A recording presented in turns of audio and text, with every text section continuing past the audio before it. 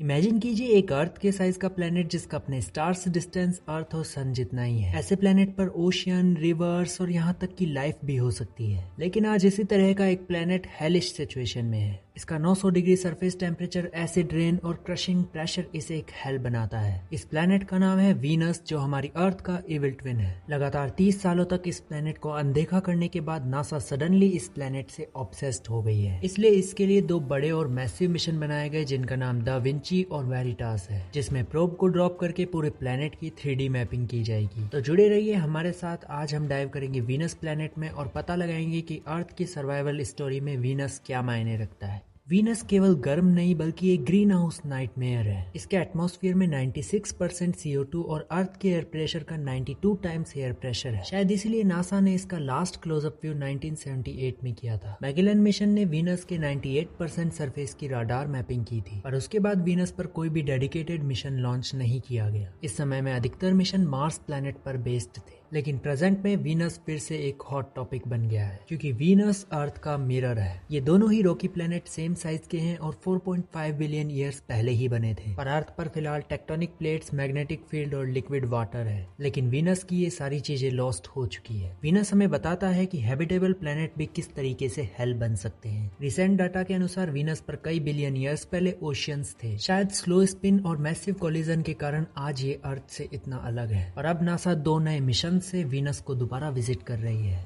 इसमें पहला है दा विंची, जो वीनस के एटमॉस्फेयर की डीप इन्वेस्टिगेशन और नोबल गैसेस का पता लगाने के लिए है। इसे गोडार्ड स्पेस फ्लाइट सेंटर से लॉन्च किया जाएगा। ये पहले वीनस की ग्रेविटी में उसका ऑर्बिट करेगा और फिर 3 फुट का प्रोब इसके एटमॉस्फेयर में छोड़ देगा। अगले 60 मिनट में ये क्लाउड से सतह के सैंपल लेता हुआ नोबल गैसेस को मेजर करेगा। ये गैसेस वीनस के बर्थ और इसके वाटर के लॉस्ट होने के क्लूज को होल्ड करती है। नोबल गैसेस टाइम कैप्सूल की तरह होती है। ये हमें बताएगी कि वीनस पर ओशियंस किस तरीके से खत्म हो गए। इसमें एक वीनस मास स्पेक्ट्रोमीटर होगा जो वहाँ गैसेस का पता लगाएगा। एक 1000 ATP की कलर पिक्स लेने वाला इमेजर होगा। ये वीनस के लार्ज एलिवेटेड एरियाज की डिटेल्ड इमेज कैप्चर करेगा। इसके अलावा एक compact ultraviolet to visible imaging spectrometer होगा जो यूवी लाइट्स के सीक्रेट्स का पता लगाएगा। ये मिशन साल 2031-32 के अराउंड लॉन्च हो सकता है। दूसरा मिशन वेरिटास, इसे जेट प्रोपल्सन लेबोरेटरी से साल 2031 के बाद लॉन्च किया जाएगा। ये वीनस के थिक सल्फ्यूरिक एसिड के बादलों के पार देखने के लिए VISAR नाम के राडार का यूज करेगा और एंटायर प्लेनेट के मैप को पिछले मिशन से 10 टाइम्स बेटर बनाएगा। इसके अलावा इसमें एक वीनस एमिसिविटी मैपर होगा जो वीनस के सरफेस के रॉक्स की स्टडी करेगा। साथ ही ये रिसेंट वोल्केनिक इरप्शन के केमिकल साइन को भी सर्च करेगा। पर इसके लिए ये सब इतना आसान नहीं होगा, क्योंकि इसे पहले भी 2030 तक टाला जा चुका है। पर इन मिशन से हम वीनस जैसे रॉकी प्लेनेट के बारे में और अधिक जान पाएंगे। अगर हमें अदर स्टार्स के आसपास अर्थ लाइक प्लेनेट हैबिटेबल है या नहीं ये पता लगाना है, तो हमें वीनस को स्टडी करना होगा। साथ ही ये मिशन अर्थ को वीनस जैसे हेल बनने से रोकने के लिए भी काफी इंपॉर्टेंट होंगे।